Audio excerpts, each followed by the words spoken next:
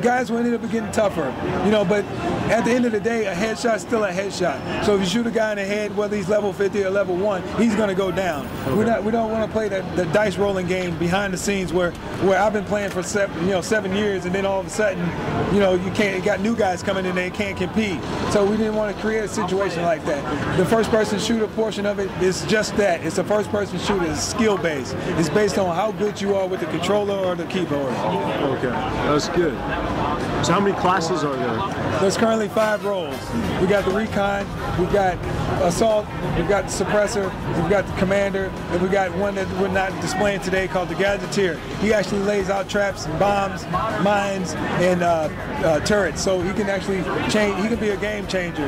You know, we've got a lot of different gameplay modes that everybody can actually benefit from. So we want to make sure that everybody has a role that they feel free to play. You know, it's one of the things that's great about the agency is that if you're just a first-person shooter player, you can come in and play PvP at any point in time. You don't actually have to experience any of the MMO elements at all.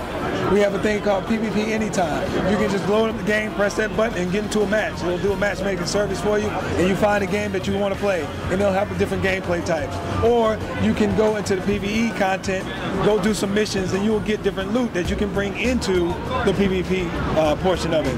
Now, a lot of people say that the mouse is way more accurate than the analog sticks.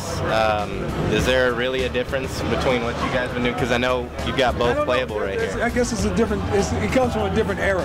Right. Because my son is really good with the controller. Right. I mean, he plays most of his games on a PS3. So, yeah, I'm really good with the mouse and keyboard. So it's like it's a personal preference. Just like you're playing on the PC right now on the controller. Oh, like is that what we're doing? Now, is the PC and PS3 versions going to be cross-playable?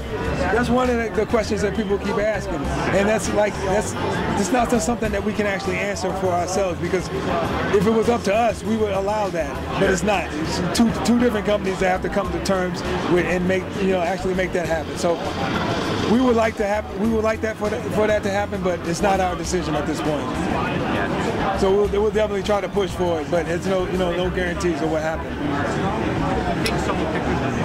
But as far as keyboard versus controller, it's up in the air. We'd like to be the ones to actually settle that debate. So you can change your class on the fly? Yeah, you can change it at any point in time. Yeah. Okay. It's like they just capped that point.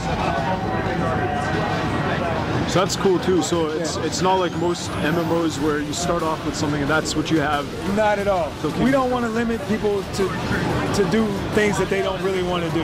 Like even in the PvE space, if you don't want to go on missions, you don't want to be a PvP player, you can just deal out missions to your friends. You can gather the intel, create missions from them, and hand them to your boy here.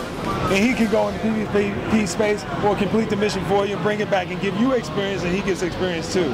So you can actually upgrade yourself without actually pulling the trigger on anybody. So we want to have a gameplay style for everybody, even people who don't really enjoy first-person shooters, who just enjoy the MMO aspect of leveling up, gathering stuff, and doing things like that. So you can play the game any way you want to play it.